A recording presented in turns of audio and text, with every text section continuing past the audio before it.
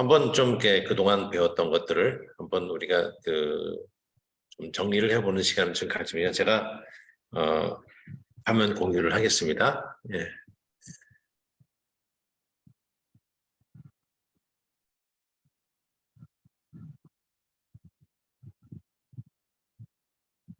예. 자, 이제 어느덧 언어행동 분석 제 4주차. 여러분들이 지난번에 배웠던 것들 언어행동 6가지를 제가 소개를 했습니다. 그런데 여기 6가지 중에서 맨 밑에 2가지 텍스처하고 트랜스크립션은 어떤 의미에서 글을 가르치거나 아니면 들었던 말을 쓰는 거기 때문에 이거는 좀 우리 자폐 스펙트럼이나 발달장애 아동들이나 학생들에게 수준이 굉장히 높아서 현장에서는 많이 쓰진 않습니다. 기능이 출중한 일부 장애를 가진 우리 장애우들에게 이런 교육을 하겠지만 일반적으로는 위에 맨드, 에코익, 인트라버벌, 텍트 이 4가지를 주로 사용합니다. 지난번에 얘기했듯이 맨드는 어떤 자기가 필요한 것을 요구하는 어떤 언행동이라고 그랬죠. 특별히 이제 우리가 맨 처음에 SD, 선행 자극이 있고 이제 언행동, 행동이 있고 그 다음에 후속 결과가 있잖아요.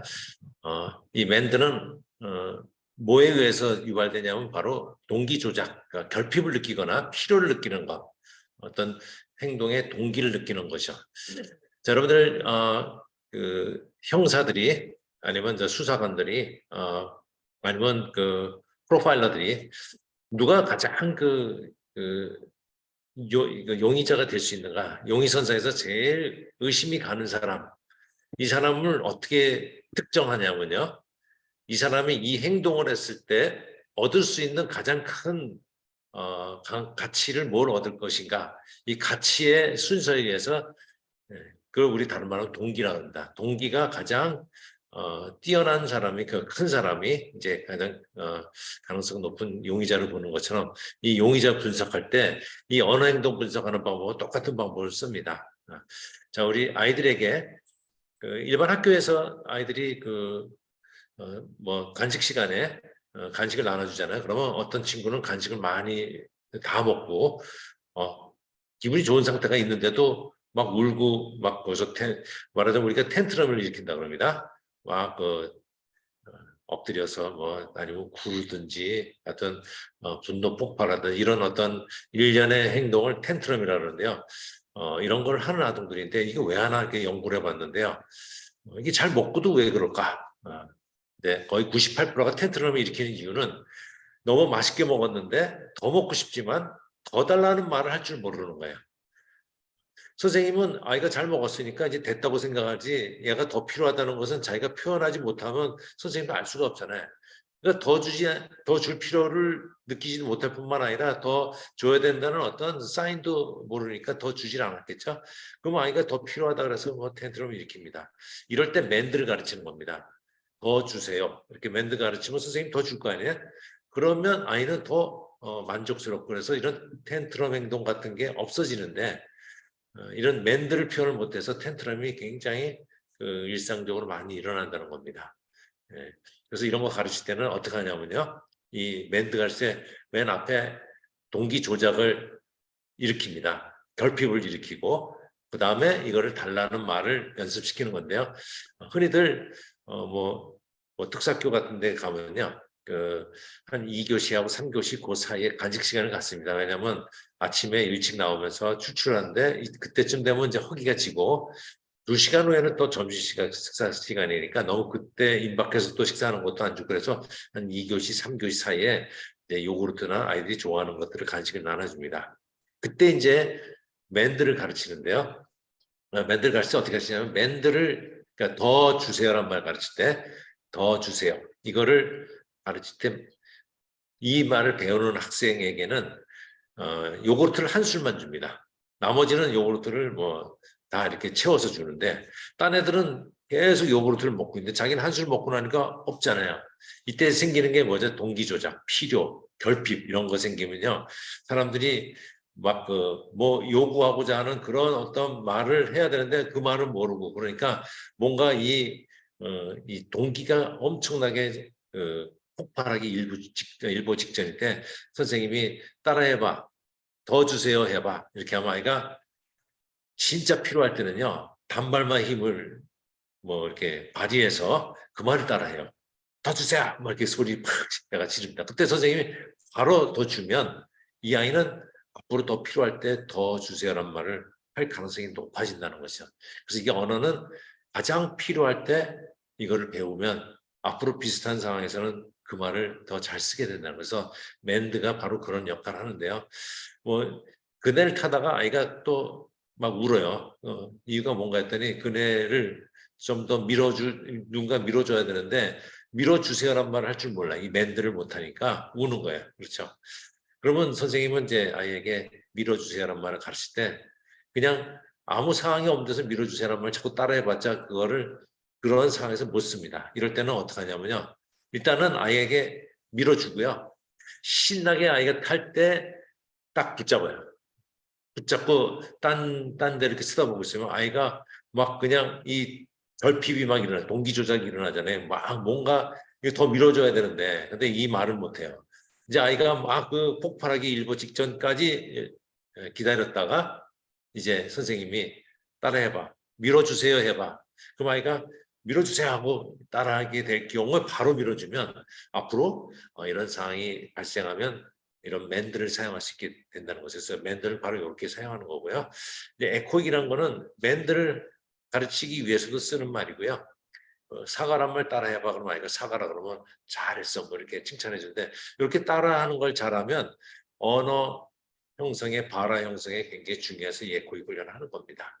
이제 텍트라는 거는 앞에 사물이 있고 선행자각이 사물입니다. 여기 이제 제가 오늘 젓가락을 준비했습니다. 이렇게 젓가락을 준비했는데요. 이 젓가락을 놓고 이게 뭐지? 하고 물어보는 거예요. 그러면 아이가 잘 대답 못하면 에코익 훈련시키든지 이렇게 하는데 일단은 어느 순간 되면 아이가 이거를 보여주면 젓가락 이렇게 얘기할 수 있게 해주는 게 바로 이제 텍트입니다. 그 텍트는 그 선행자각이 젓가락입니다. 이 사물이에요. 그리고 행동이 있고 어느 행동이죠? 젓가락 이렇게 얘기하면 뒤에 이제 GCSR 칭찬해 주죠. 자, 이제 인트라버벌인데요. 인트라버벌이 언어 행동에서 제일 목표입니다.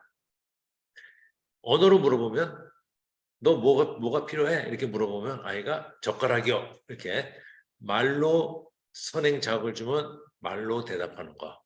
말과 말로 서로 대화라는 게 인트라버블인데요.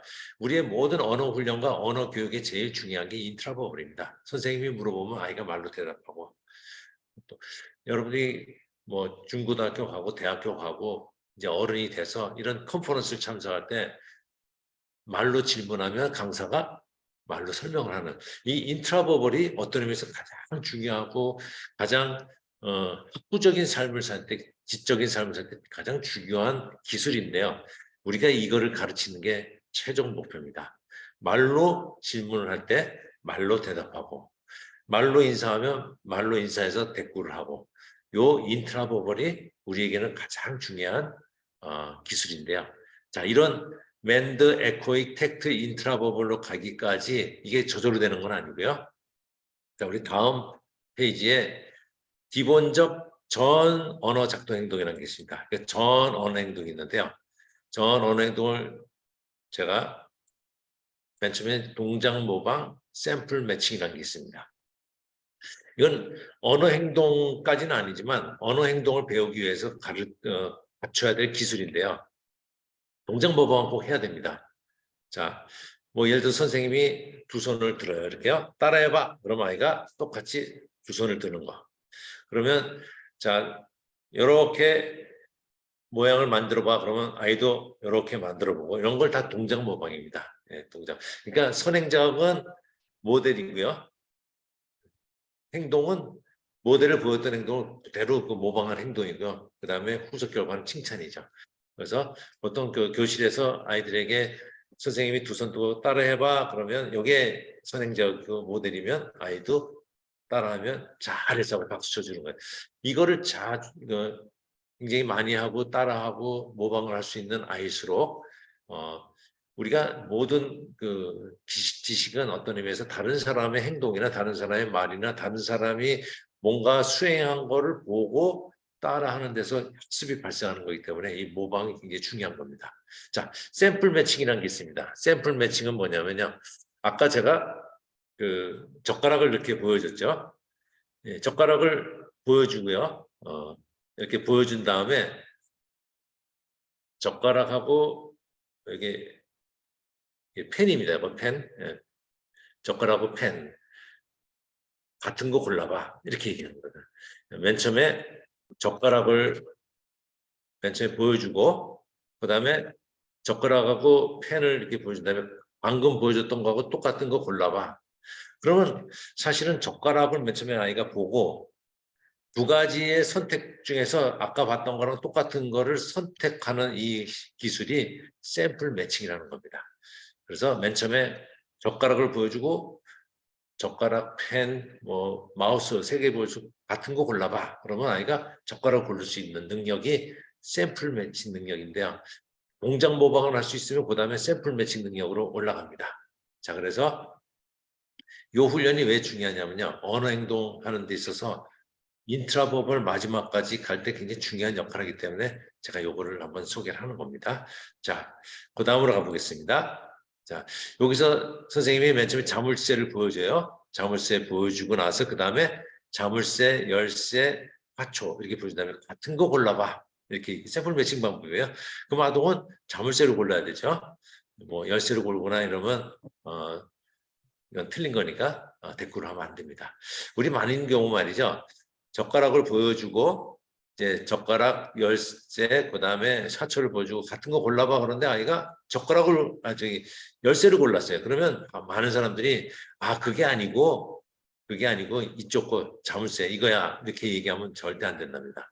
왜냐하면요 틀린 반응을 한 거에 대해서 아이들은 설명을 이해 못하기 때문에 아이들은 착각을 해요. 선생님이 나한테 뭔가 이게 관심을 보였다. 지금 내가 이 열쇠를 집은 게 맞는 거구나. 이게 착각하게 된다는 겁니다. 그래서 말을 못하는 아동들에게는 틀린 반응을 할 때는 제일 좋은 건 뭐냐면 그냥 현재 교육하고 있는 모든 교육자를 그냥 그대로 치우고 아무런 어떤 관심을 안 주는 게 가장 좋은 방법이랍니다. 그럼 아이가 뭔가 썰렁한 분위기가 있으니까 이거 내가 틀렸나 보다 이렇게 스스로가 한번 돌이켜 볼 수 있는 기회를 갖습니다. 근데 만약에 자물쇠를 보여주고 자물쇠를 집었다면 바로 즉시 칭찬해줘야 됩니다. 칭찬. 이건 당연히 알아야 되는 거니까 뭐 그냥 넘어가 버리면 절대 안 돼요. 칭찬은 항상 그 맞춤 예를 들면 그 올바른 거를 정답을 댔을 때는 꼭 제공을 해야 되고요. 오답 틀린 걸 제공했을 때는 무관심 이게 중요하다는 것입니다.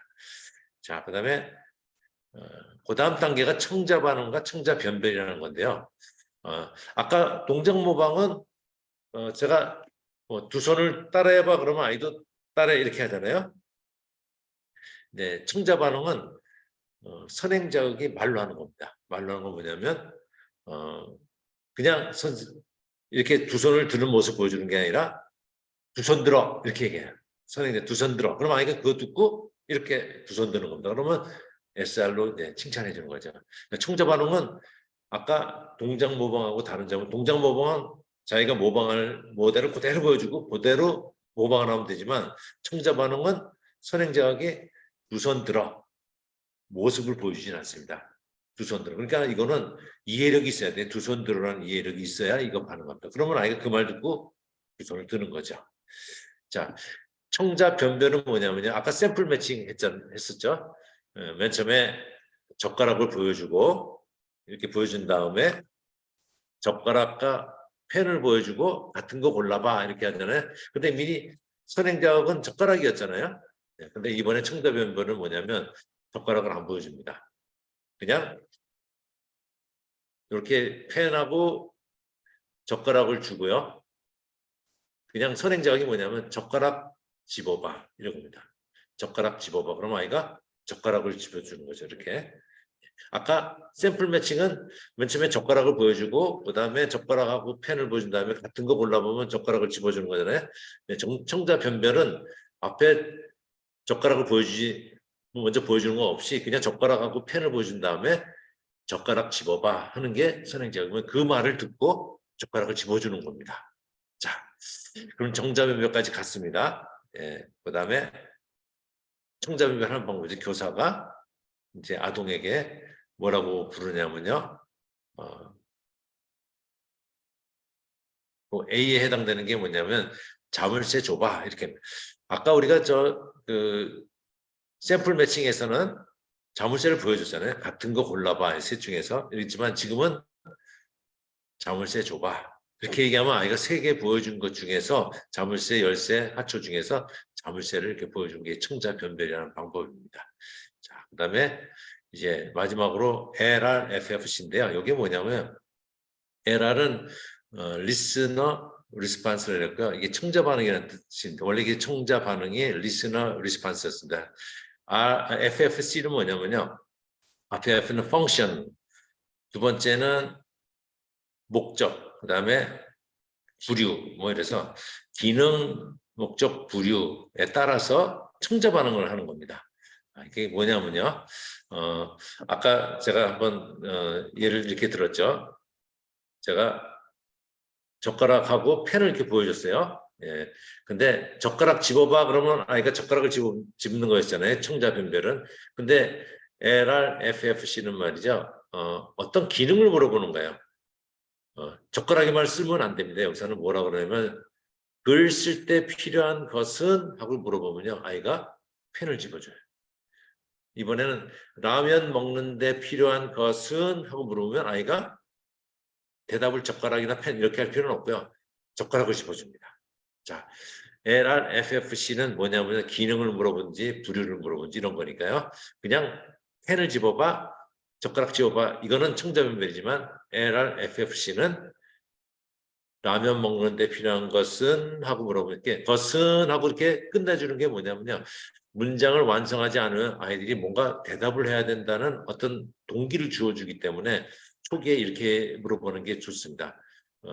뭐 예를 들어서 라면 먹는데 필요한 게 뭐지? 이렇게 하면 아이들이 뭐 딴 데 금세 또 정신 팔릴 수도 있습니다. 이러면 어떤 교육 방법에서 완성형의 문장을 주면요. 아이가 거기서 끝나요. 대답을 안 합니다. 항상 완성하지 않은 어떤 문장을 주면 뭔가 깔깔하게 만들면 아이가 완성을 하잖아요. 그래서 이렇게 2개를 보여주고 라면 먹을 때 필요한 것은 하고 이렇게 뭔가 끝나지 않으면 아이가 얼른 젓가락을 집어주는 이런 식으로 이제 행동을 일으키죠. 글 쓸 때 필요한 것은 하고 이렇게 올리면 아이가 펜을 이렇게 집어줍니다. 자, 이게 LRFFC죠. 자, LRFC의 순서를 다시 한번 얘기하면 동작 모방을 하고요. 동작 모방은 선생님이 그 행동을 보여주면 아이도 행동을 해주고 그다음에 칭찬해 주는 겁니다. 샘플 매칭은 그 물건을 보여주고 젓가락을 보여주고 밑에는 젓가락, 펜 이런 걸 깔아놓고 같은 거 집어봐 그러면 아이가 젓가락을 집으면 또 칭찬해 주는 거죠. 청자 반응은 동작 모방은 그냥 행동을 보여주고 따라해야 되지만 이거는 두 손 들어봐 말로만 해줬을 때 아이가 그거를 두 손을 들어주는 행동을 보일 때 청자 반응이라고 합니다. 청자 변별은 이제 아까 샘플 매칭의 하나의 좀 더 뭔가 업데이트된 폼인데요. 샘플 매칭에서는 젓가락을 보여줬잖아요. 같은 거 집어봐 그랬잖아요.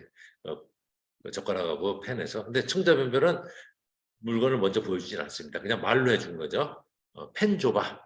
그러면 아이가 펜하고 연필 중에서 펜을 집어서 주는 겁니다. 이제 LRFC는 그냥 펜하고 뭐 젓가락 이런 건 안 쓰고요. 이제 펜하고 젓가락을 보여준 상태에서 아이에게 글 쓸 때 필요한 것은 그러면 아이가 펜을 집어주고 라면 먹을 때 필요한 것은 하면 아이가 젓가락을 집어주는 요 훈련을 계속 시키면요. 동작 모방, 청자 반응, 샘플 매칭, 청자 변별, LRFFC 뭐 이런 식으로 아이들이 기술이 발전해 갑니다. 자, 지금까지 제가 두 그룹의 어떤 기술을 여러분들에게 소개를 했는데요. 기본적 비언어 행동 기술 5가지 소개했습니다. 동작 모방, 어떤 행동을 보여주고 그 행동을 따라하게 하면 칭찬해 주는 거, 동작 모방을 했고요. 샘플 매칭은 어떤 사물을 보여주고 다른 그 해당 사물하고 다른 거하고 같이 이렇게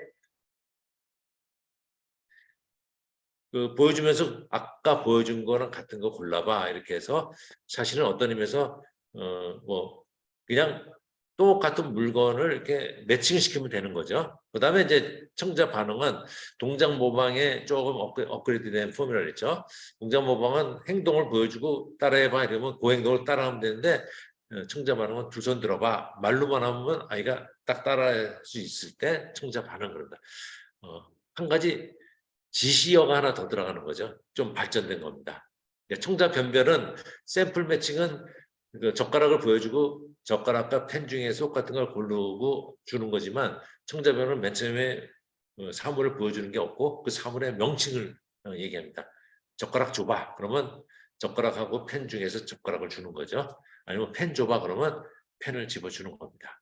자, 이제 LRFC는 좀 단계를 높인 거예요. 왜냐하면 그냥 사물의 이름만 알고 있는 게 아니라 사물의 기능을 알아야 됩니다. 그래서 이제 젓가락하고 펜을 보여주고 라면 먹는데 필요한 것은 그러면 아이가 라면에 필요한 것은 젓가락이 있어야겠다. 젓가락을 딱 내줄 수 있는 능력입니다. 아니면 글을 쓸 때 필요한 것은 그러면 펜을 집어주는 거죠. 자, 이렇게 요 5가지는 비언어 행동입니다. 왜냐하면 보여준 동작이 뭐냐면 동작 모방은 아까 보여준 그 동작을 그대로 모방해서 보여주는 거고요. 샘플 매칭은 그냥 집어서 주는 겁니다. 그렇죠? 네. 같은 거 집어서 주는 거예요. 청자 반응은 명령했던 말대로 두 손을 드는듯이 어떤 동작을 보여주는 게 반응입니다. 청자 변별도 마찬가지예요. 펜 줘봐 그러면 2개 중에서 펜을 집어서 주는 거, 집어서 주는 행동이니까 이것도 비언어 행동입니다. LRFC도 마찬가지예요. 라면 먹는데 필요한 것은 그러면 젓가락하고 펜 중에서 젓가락을 집어주는 거니까 행동 자체는 언어성이 있는 것이 하나도 없기 때문에 우리가 비언어 행동 혹은 비언어 작동 행동이라는 말을 쓰는 겁니다. 그러나 이 5가지는 앞으로 언어 행동을 구사하는 데 있어서 굉장히 중요한 역할을 합니다. 자, 제가 이제 요 5가지의 비언어 행동을 했고요. 아까 우리가 맨 처음에 6가지였지만 맨 뒤에 있는 텍스추얼하고 트랜스크립션은 굉장히 고차원이기 때문에 일상적인 어떤 교육에서는 그렇게 쓰지는 않습니다. 그래서 4가지 맨드와 에코익과 그다음에 텍트와 인트라버블 좀 기억을 되살피기 위해서 맨드는 필요, 결핍, 동기 조작이 일어나면 맨드란 행동이 일어나고 그 행동을 하면 원래 요구했던 거를 받는 게 바로 그런 행동의 하나의 틀입니다. 그 다음에 2번째는 에코익은 앞에 있는 선생님이 사과 따라해봐. 그러면 사과란 말을 아이가 따라하면 잘했어. 뭐 이렇게 해주는 거죠. 자, 텍트는 물건을 보고 젓가락을 보고 젓가락 이렇게 얘기하면 선생님이 그렇지 얘기 잘했어. 이렇게 사물에 대해서 명칭을 얘기하고 칭찬을 받는 겁니다. 자, 인트라버벌은 라면 먹을 때 뭐가 필요하지? 이렇게 말로 물어보면 아이가 젓가락이요. 언어로 대답해서 말로 물어보고 말로 대답하고 말로 어떤 얘기를 걸었을 때 말로 반응하고 이런 하나의 그룹이 바로 인트라버벌인데요. 인트라버벌이 아까도 얘기했듯이 우리 언어 활동이나 언어 행동에서 가장 차원 높은 고차원적인 어떤 기술이라고 할 수가 있습니다. 자, 그러면 제가 여러분들에게 요거 아까 LRFC를 자물쇠를 이용해서 하는 건데요. 청자 변별은 자물쇠가 뭐지? 그러면 자물쇠를 집어주는 거잖아요. 청자 변별은 샘플 매칭은 자물쇠를 보여주고 같은 거 골라보면 자물쇠 주는 건데 LRFC는 뭐냐면 잠글 때 쓰는 것은 그러면 아이가 자물쇠를 집어주는 거니까 기능을 질문하면 기능에 대해서 답변하는 겁니다. 자, 이게 LRFC입니다. 자, 그러면 이제 무바라에서 언어를 사용하는 바라에 이르기까지 우리가 수많은 언어 치료사들이 다양한 방법을 씁니다. 무발화 아동에게 발화를 전혀 못한 아동에게 뭐 이 발화 연습을 시키고 그런데 지금 제가 최근에 그 조사한 바에 의하면 굉장히 사이비 언어 치료 센터가 생겼어요. 그래서 그 왜 사입이라고 생각했냐면요. 전국에는 부모님들이 뭐 여러 프랜차이즈 식당 여러 군데 있어요. 거기다가 그냥 목숨을 걸고 뭐 마치 그 동네로 이사 와서 거기다가 뭐 집인선 집을 팔아가면서까지도 그 비싼 돈을 대면서 언어 교육을 시킬 정도로 굉장히 임팩트 있다고 막 그 소문이 나 그래서 마치 그 사이비 종교처럼 막 이렇게 일어난 적이 있어서 제가 어, 문제가 뭔지 모르는데 그냥 거기를 비난할 수는 없고 그래서 조사를 해봤습니다. 조사를 했는데 몇 가지 발견한 게 있어요. 제가 아는 어떤 부모님도 거기서 교육을 받기 시작했는데 저하고 친하다 보니까 거기에 있는 내막을 좀 얘기해 줘서 제가 이제 정보를 얻었는데요. 맨 처음에 이제 거기에 이제 교육을 받기 전에 그 계약서를 쓴답니다. 저는 이렇게 교사가 취업할 때 계약서 쓰는 건 봤지만 아이가 이렇게 치료를 받는데 계약서 쓴다는 건 좀 약간 좀 특이한 일이에요. 그렇죠? 계약서를 쓰는데 계약서 내용이 뭐냐면 계약서라기보다는 각서 같아요. 각서. 각서인데 그 내용, 그 긴 내용인데 근데 계약서는 서로 이렇게 사인하고 하나씩 갖잖아요. 근데 거기는 그냥 저식 받고 말아요. 소비자한테는 안 줘요. 그러니까 계약서도 아니죠, 그거는요. 어, 그래서 그 내용 기억나는 거 얘기해 보라 했더니 기억나는 건 뭐냐면 아이가 그 언어 치료를 받다가 부상을 입을 수도 있는데 그거는 아주 심각한 부상은 아니기 때문에 그거에 대해서 문제 삼지 않는다 이렇게 뭔가 각서를 쓰는 것 같은 느낌이에요. 그렇죠? 근데 언어 치료하는데 왜 이게 부상을 당할까 뭐 그랬는데 그 어머니는 그게 굉장히 퀘스천인데 결국은 알려주진 않았고 왜 그런지는 모르는데 근데 저는 여러 사람이 거기에 인volve돼서 제가 조사한 바에 의하면 아이들이 부상을 당해서 나오는 경우가 있어요. 그래서 교육을 어떻게 시키냐 했더니 무발아동을 이렇게 눕혀놓으면 장정 2명이 아이를 이 발로 이렇게 아니면 이렇게 무릎으로 꾹꾹 누른답니다. 그러면 아이가 아파갖고 비명을 지르잖아요. 비명을 지르면 그 앞에서 언어 치료사라고 이제 일컬은 사람이 막대 갖고 입에 넣고 말을 이렇게 막 만든다 그럽니다.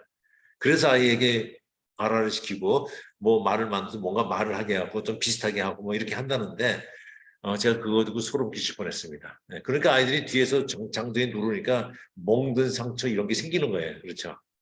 근데 언어학적인 차원에서 그거는 사입입니다. 왜냐하면요.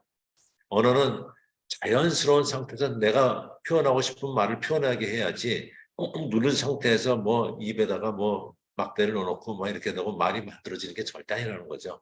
그래서 어, 뭐 간혹 가다가 전혀 발화를 안 하는 아동이 뭔가 소리를 낸다는 거 정도 갖고 사람들이 얘가 이제 말한다고 막 좀 이런 것 때문에 그 감격한 부모님들이 과장해서 거기를 소개하다 보니까 좀 이렇게 모든 사람들이 솔깃해갖고 다 거기 몰려가는 현상인데 지금은 시간이 지나면 시간이 다 모든 게 해결합니다. 시간이 지나도 아이가 뭐 여전히 그냥 뭐 아무 의미 있는 얘기를 안 하니까 이제는 좀 시간이 지나니까 비판을 받기 시작합니다. 자, 무발화에서 발화하고 말을 하고 우리의 목표는 인트라버블까지 할 때는요. 여러 가지 인위적인 방법 쓰면 절대 안 됩니다. 그리고 체계를 갖춰야 돼요. 근데 여전히 많은 언어 치료사들이 체계 없이 자기 경험으로 막 하다 보니까 30년 동안 언어 치료를 받아도 결국은 그냥 인사 정도 몇 마디 하는 거 외에는 그 이상을 못 올라가는 경우가 지금 비일비재합니다. 그러나 이 언어 행동 분석을 이용해서 지금 미국에서는 언어 행동 분석을 하면요 의료보험 혜택을 받아요. 이 언어 행동 분석을 가르치는 치료사가 BCBA나 QBA라는 자격증을 가지면 의료보험 혜택을 받으니까 이거 굉장히 지금 어떤 의료적으로도 증거가 기반이 돼 있다는 치료입니다. 자, 그래서 오늘 이제 여러분들에게 아주 중요한 내용을 좀 소개를 하는데요. 자, 오늘 활동 준비는 라면이 필요합니다. 제가 그래서 이렇게 라면을 가져왔습니다. 라면. 그다음에 젓가락이 필요합니다. 젓가락이 필요하고 그다음에 펜이 필요합니다. 펜. 예. 자, 펜을 이렇게. 자, 활동 준비가 이렇게 필요하고요. 자, 이제 언어행동 준비 교육도인데요. 인트라버블이 우리의 목표입니다. 제 오른쪽 끝에 있는 게 인트라버블이잖아요. 목표고 맨 처음엔 동작 모방, 샘플 매칭, 정자 반응, LR, FFC를 쭉 한 다음에 다른 쪽에서는 또 에코익, 멘드, 텍트를 합니다. 자, 그러면 뭐를 하냐면요. 이렇게 젓가락을 짚는 걸 하는 겁니다. 자, 선생님이 젓가락을 집어주면서 이렇게 해요. 그 앞에 아이 앞에도 젓가락 하나 놔요. 철수야 따라 해봐. 그러면 선생님이 젓가락을 집어서 올리면 아이도 젓가락을 이렇게 집어서 올리면 이게 동작법이다. 잘했어. 잘 따라했어. 그 젓가락을 집는 거를 맨 처음 배우는 거예요. 이 사실은 인트라법을 하기 전에 이게 굉장히 중요한 겁니다. 자, 그다음에 두 번째는 샘플 매칭을 가르쳐요. 이제 선생님이 젓가락을 이렇게 보여주고 아이한테는 젓가락과 펜을 보여줍니다. 이렇게. 자, 젓가락과 펜. 자, 아까 보여준 거하고 같은 거 집어봐. 그럼 아이가 뭘 집어야 되죠? 젓가락을 집어야죠. 그러니까 아까 보여준 젓가락과 지금 펜하고 같이 보이는 젓가락이 같은 거라는 거를 판별해서 이걸 집어주는 거예요. 그러니까 젓가락이 다른 형태, 다른 젓가락하고 같다는 거를 일깨워주는 겁니다. 자폐아동들은 한 가지 젓가락을 보여주면 그것만 젓가락이고 딴 젓가락은 젓가락 아닌 거를 생각하기 때문에 이런 샘플 매칭이 필요한 거예요. 다양한 젓가락이 같은 거라는 거를 훈련시켜야 됩니다. 자, 이제 그 다음에 뭐를 가르치냐면요. 방금 전까지는 이제 젓가락을 보여주고 펜하고 젓가락을 또 보여주면서 같은 걸 골라라 이렇게 했잖아요. 이번에는 이제 젓가락 안 보여줍니다. 처음에는 그냥 펜하고 젓가락을 이렇게 보여주고 젓가락 집어봐 이렇게 말로 해주면 아이가 젓가락을 집어서 주는 거예요. 자, 그래서 이거 하면 이제 청자 반응이 됩니다.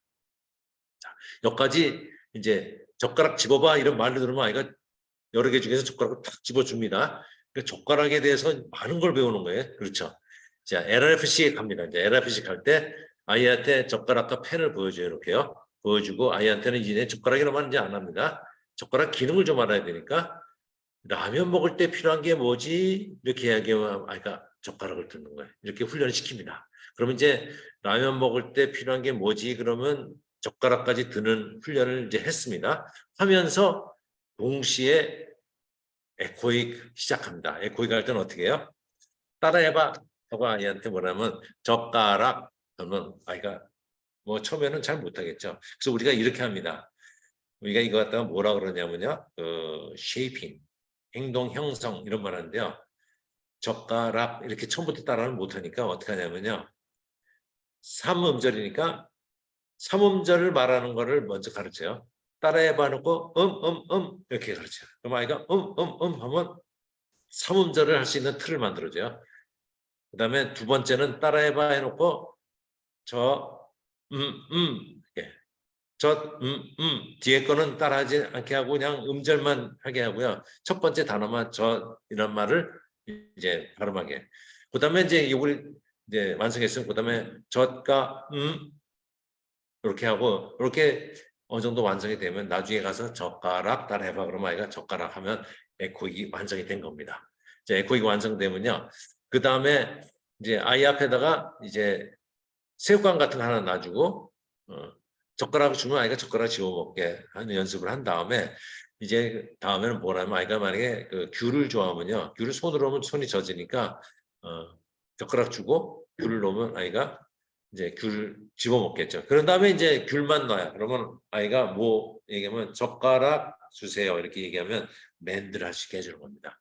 젓가락 주세요. 이렇게. 라면 주세요. 뭐 이런 식으로 이제 한 다음에 아이에게 뭘 가르치냐면요.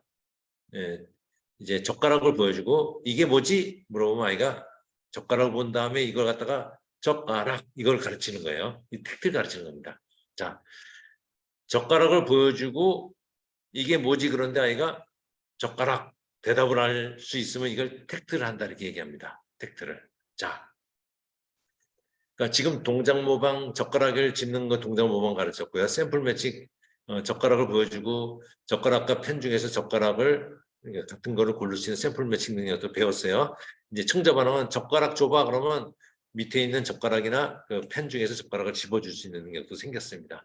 그리고 LRFC에서 라면 먹을 때 필요한 게 뭐지? 그러면 젓가락과 펜 중에서 젓가락을 집어주는 걸 배우는데 동시에 에코익에서도 멘드, 텍트도 이제 배우는 거예요. 젓가락이란 말을 쓸 수 있게 하려고 그런 거예요. 그래서 아까 얘기했듯이 쉐이핑이란 방법, 행동 형성이란 방법을 통해서 젓가락을 가르쳤습니다. 그 영어에서 굉장히 긴 단어가 냉장고란 단어인데요. refrigerator. 굉장히 길어요. 근데 아이들이 차 마시는 차를 T라고 그러거든요. 영어로요. T란 단어는 그렇게 발음을 못해요. 애들이요. 굉장히 쉬운 단어인데 근데 그렇게 어려운 단어인 refrigerator는 발음을 꽤 잘해요. 어려운 단어인데 5음절이었는데 그 이유는 뭐냐면 리프리제이터가 그 안에 맛있는 걸 담고 있으니까 아이들의 관심이 굉장히 있는 그런 사물은 아이들이 발음을 잘해요. 어려운 단어도. 근데 관심이 없는 단어는 아무리 쉬운 단어도 발음을 안 합니다. 이게 특성입니다. 자, 젓가락이란 말 가르칠 때 리프리제이터도 맨 처음에 어떻게 가르치냐면 이렇게 하고 리프리 뭐 이렇게 뒤에 근데 왜 이렇게 뒤에 이렇게 붙여야 되냐면요. 그러니까 리만 가르치면요. 그다음 리프 가는 게 쉽지가 않아요.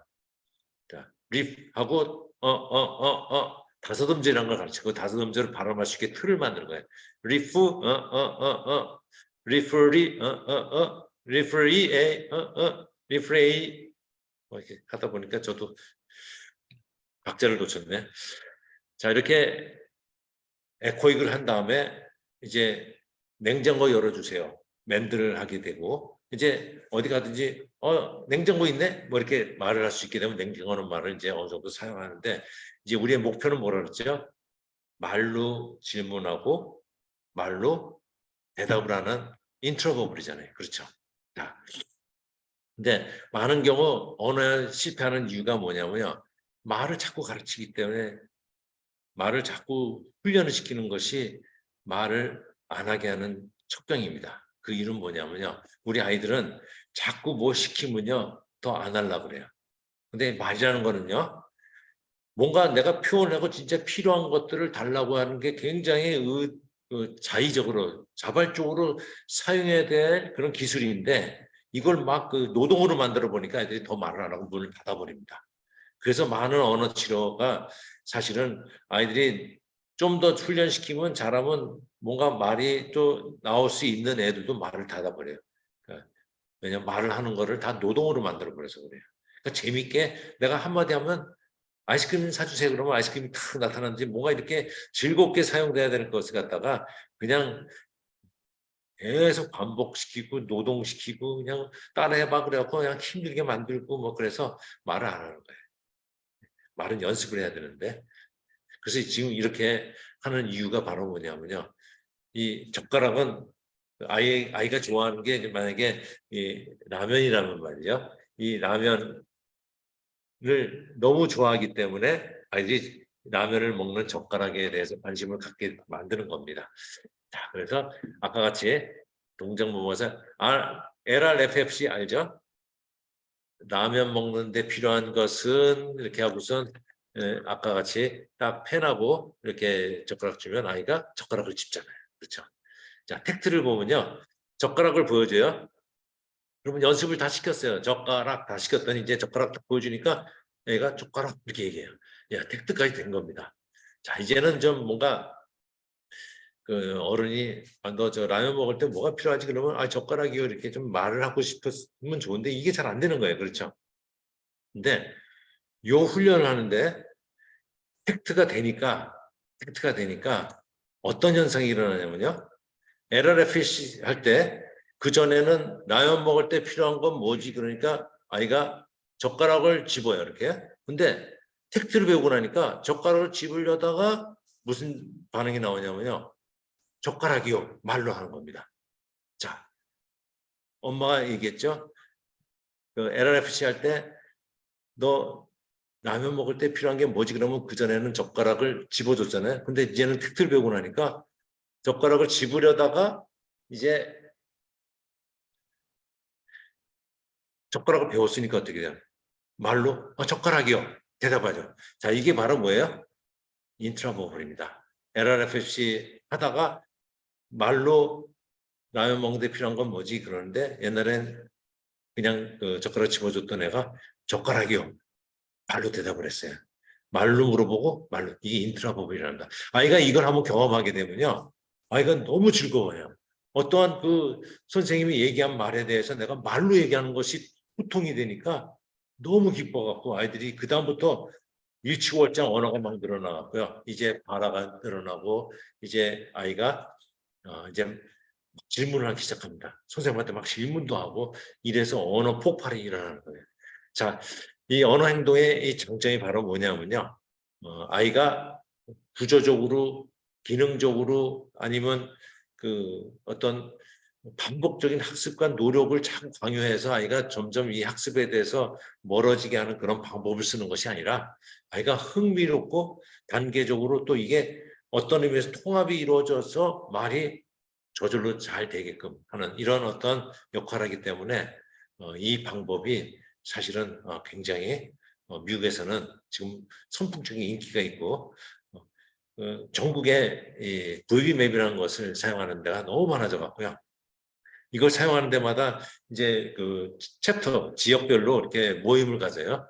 모임을 가는데 그 모임에서 이제 이 방법에 대해서도 이게 트레이닝 시키는 트레이너가 이제 교육도 하지만 사용하고 나서 이제 후기를 주로 얘기하면 너무 성공적인 그 어떤 그 결과에 대해서 너무 감동적이라는 얘기도 서로 주고받고요. 서로 성공 사례를 서로 얘기하고 그래갖고 뭐 곳곳에서 이게 아주 뜨겁습니다. 굉장히 뜨겁고 그래서 제가 볼 때 자폐 스펙트럼 장애 아동들이 그 언어적인 문제가 굉장히 쉽지는 않습니다. 그러나 이 언어적인 문제를 해결할 수 있는 그런 체계가 이렇게 우리한테 주어진 것은 굉장한 그 기쁨이라고 저는 생각을 하고요. 저는 그 많은 사람들이 이그 언어 행동에 대해서 깊은 관심을 좀 가져주기를 바랍니다. 사실은 우리 아이들은 말이죠. 그 감각에 문제가 좀 있어요. 감각에 문제가 있는데 특히 이제 예, 청자 예, 청력에 대해서 굉장히 예민합니다. 그러니까 하이퍼 그 오디토리 이런 말 써요. 이게 뭐냐면 굉장히 청각 민감증이라고 그럽니다. 그러니까 청각 민감증이란 건 뭐냐면요. 이 청력이 굉장히 민감해서 그런 사람들도 있어요. 굉장히 청각이 민감한 사람이 있잖아요. 굉장히 그런 사람들의 특징이 뭐냐면요. 보통 사람들이 듣지 못하는 말을 들어요. 그 예를 들면 여러분들 굉장히 그 날카로운 소리일수록 우리 가청 보면서 멀어져 그거 안 들리는 겁니다. 왜냐하면 안 들려야지 우리가 편안하게 살아요. 그 소리를 들으면 피곤해집니다. 그래서 이게 중요한데 민감한 사람은 그 소리가 다 들린대요. 이렇게 뭐 그래갖고 얼마나 괴로운지 모르겠다고 예, 뭐 이명같이 들리는 거죠. 그렇죠. 아니면 두 번째 뭐냐면요. 다른 사람보다 더 크게 들린대요. 이렇게. 그 굉장히 피곤할 것 같아요. 그렇죠. 이 자폐아동들이 이렇게 피곤하게 살아가는 거예요. 그렇죠. 예. 그래서 아마 제 생각에는 이 싸나운 개들 있죠. 개들이 싸나운 개일수록 한번 조사해 봤더니 청력이 민감한 개일수록 굉장히 싸놨다고 그러더라고요. 그러니까 개들이 사실 사람보다 굉장히 청력이 민감한 건 사실이에요. 이렇게 가만히 앉아 있으면요, 잠을 자고 있으면 별로 지금 조용하고 똑같은 어떤 상황인데 갑자기 그 무릎에서 벌떡 일어나더니 막 짖고 난리가 나요. 막. 한 5분 있다가 누나가 들어옵니다. 그러니까 누군가 움직이는 새로운 어떤 자극이 조금 변화되는 거를 이거를 금세 느낄 수 있다는 거죠. 요새 그래서 저기 미국에 가면요, 여기 뭐 IT 산업이 하도 발달해갖고 요새는 사람이 공장 가보면 사람이 있는 게 아니라 로봇들이 다 물건을 만든다 그러더라고요. 그래서 뭐 마이크로소프트나 이런 데 해서 저도 한번 방문해 봤더니 그 넓은 공장에 로봇들만 있고 사람은 거의 없고 개가 있어요. 그래서 공장에는 개 한 마리하고 사람 한 명만 고용하면 된대요. 그래서 왜 개가 필요하냐 이렇게 사람들이 물어보면요. 이 로봇들이 그 작동을 하는 데 있어서 그 개들이 이런 게 있습니다. 이렇게 자극이 쭉 가다가 자극이 늘어나면 그거를 발견을 해갖고 짖는답니다. 그래서 사실 아까 같이 누가 오면 그 소리가 더 커지니까 짖는 거잖아요.